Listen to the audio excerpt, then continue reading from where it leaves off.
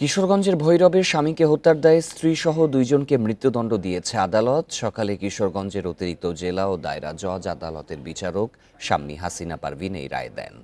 মামলার বিবরণে জানা যায়, 2019 সালের 28শে নভেম্বর ঘর থেকে মাহবুবুর রহমানের মরদেহ উদ্ধার করা হয়। এই ঘটনায় পরিবারের পক্ষ থেকে ভৈরব থানায় হত্যা মামলা দায়ের করা হয়। পরে মাহবুবের স্ত্রী রোকসানা আক্তারকে জিজ্ঞাসাবাদের জন্য আটক করে পুলিশ। জিজ্ঞাসাবাদে পরকীয়ার জেরে প্রেমিককে সঙ্গে নিয়ে স্বামীকে হত্যার কথা স্বীকার করেন তিনি। দীর্ঘ তদন্ত সাক্ষ্য প্রমাণ শেষে আদালত আজ রায় দেন।